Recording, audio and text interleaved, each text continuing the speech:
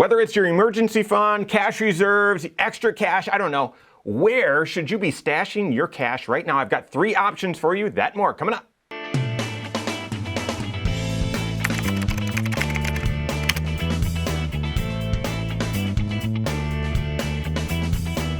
My name is Mike Bernard. I'm the host of the Wise Money Show. I'm also one of the certified financial planners right here at Korhorn Financial Group. Make sure you hit that subscribe button, turn on notifications, and smash that thumbs up button.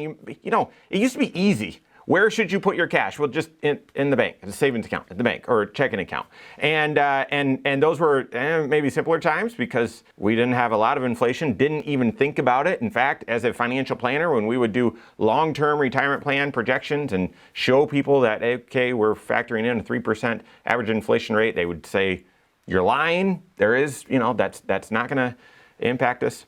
And sure enough, the past several years, we've been dealing with real inflation. It's in our face, smacking us in the face, and we've got higher interest rates. So if you have cash in the bank, if you have an emergency fund, cash reserves, or you just like having extra cash on hand, you have to have a little more thought to it, because just leaving it in the checking account or leaving it in a savings account, you're not going to get the return on those dollars that you should.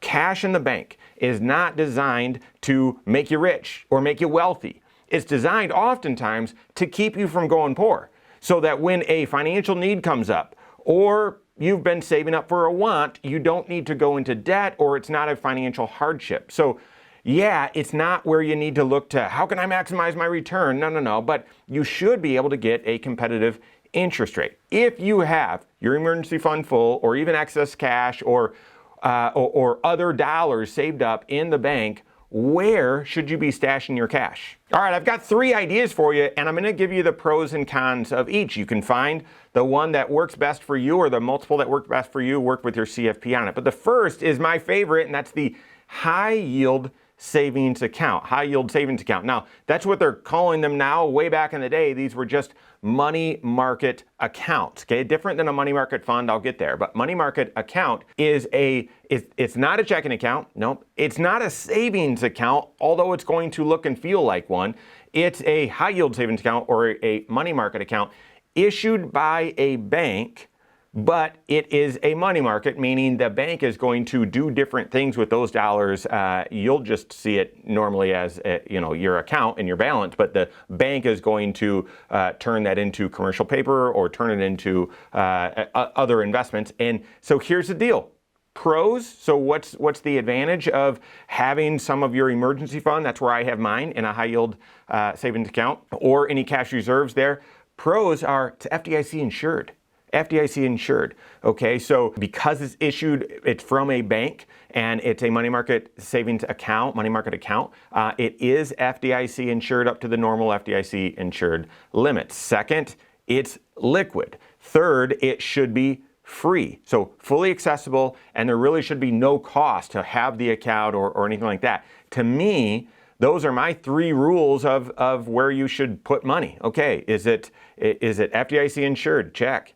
Is it liquid, so you can get access to it if you need it at the spur of a moment? Yes. Is it free? Yes. Then go out and get the best interest rate possible, and that's the other advantage. Is right now, or the other pro with high yield money markets, is that interest rate is variable, and it is going to adapt to changes in the interest rate market. So right now, it's common to see high yield savings accounts paying north of 4%, maybe even some touching 5%. 4.5% to 5% is the norm. That's a fantastic interest rate. The con is also the other side of that variable interest rate. When we do see interest rates starting to come back down, this high yield savings account, you'll see that interest rate start declining quickly. And so you can't lock in with a high yield savings account. It's a variable rate. You can't lock that rate in. All right, so that's my favorite. That is where I've shared before about the 3 bank account system. My bank account number 1 is a checking account, but my bank accounts number 2, the multiple that I have in my emergency fund, those are all high yield savings accounts. Those are all those money market accounts. So that's my favorite. Second place to stash cash, and the pros and cons here, is within a brokerage account. Sorry for the jargon. An individual investment account or a joint investment account. And you say, well, wait a second, those are investment accounts. Yeah, but within that, there should be a cash option. This would be a money market fund, a money market fund. Now, what are the advantages of this? Well, number one, yes, you're going to get that same variable interest rate, and so it is going to move with interest rates. And so right now, these should be paying about 5% as well. The other benefit of this is you've got dollars sort of already in an investment account, and if you decide, yeah, you know what, I shouldn't have these dollars in cash, let's deploy them into a long-term investment, they're already right there in the account, and you can do so very efficiently. Third benefit, I'm not sure if this is if this would be a perceived benefit to you or not, but they're a little bit out of arm's reach. Yeah, you should have your brokerage account connected to your bank account so you can transfer money back and forth, but sometimes people, if they have their emergency fund or their cash reserves too close to their checking account, they could be tempted to use those dollars when they otherwise shouldn't. And having the dollars be in a money market fund within your brokerage account makes it a little bit harder to get access to. And I would say that is a benefit. Now, what are the cons? Money market accounts are not typically FDIC insured. There are some instruments that maybe maybe your brokerage account offers that, likely at a lower interest rate. Money market accounts typically are not FDIC insured and yet are still considered, extremely safe. Also, they share the same con of a variable interest rate, and so share that with money market accounts. So if interest rates start declining, or I guess whenever that starts happening, you'll see that interest rate go down as well. And then the final con on using your brokerage account for your cash reserves is there may be some cost to having it, whether that's your financial professional or whether that's the platform. It has some fees as well. There could be, not always, but there could be some costs, so you'll want to be aware of that. And then third place, to stash cash. And this, again, pros and cons. You've got to find the right mix of these for your own specific situation. But that would be a CD or a treasury, okay? CD or treasury. I'm going to lump those together as opposed to separate because they share similar features. So what are the benefits? You should be able to get a strong interest rate right now. So again, in that 5, sometimes maybe a little bit over 5% right now. But the other benefit to these is it solves one of the cons of the money market account and money market fund, and that is you have that interest rate locked in for a set period of time. So using a CD or using a treasury actually allows you to lock in that interest rate and protect you against, well, I want to get this, I'm hoping to get this interest rate for at least 2 years, and the fear of the Fed starting to drop rates by the end of this year. If that happens, your money market account or your high yield money market, high yield savings account, or your money market fund within your brokerage account, you'll start seeing that interest rate decline starting in December or the end of the year, whenever the Fed starts lowering rates.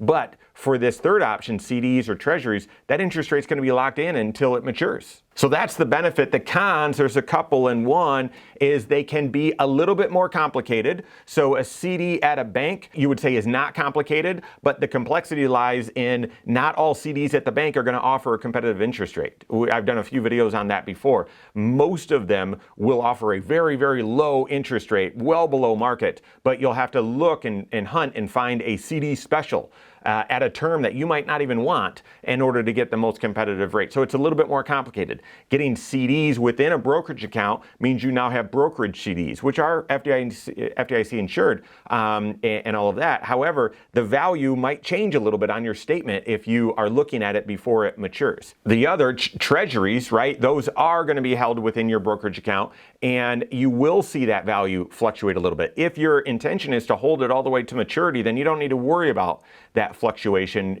from statement to statement, but you might see it, and it might make you feel, oh, things aren't performing well or not. And so there's a little bit more complexity. Other con is these are less liquid. Obviously, if you're putting your emergency fund in dollar or into these types of instruments and an emergency pops up and you need to get out of it, you might need to, there might be conditions on when you can break that CD at the bank, or you'd have to sell your brokerage CD or your treasury And so that creates some complexity. But one other benefit with these that I sort of mentioned, but not specifically, and that is should be FDIC insured, the CD assets, and then treasuries are fully insured because they're issued by the government. Which concoction or which of those areas should you be stashing your cash? Now, I think it depends. Your emergency fund, you're going to want to be fully liquid, FDIC insured, and free. And so to me, your emergency fund, because it can pop up at any time, should be in those high yield savings accounts. But dollars that are excess cash,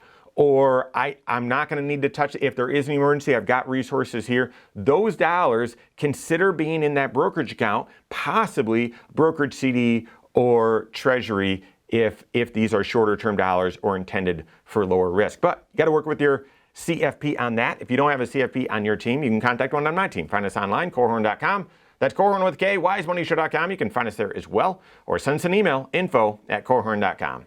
All right, there you have it. Go out and take your next wise step in your financial life.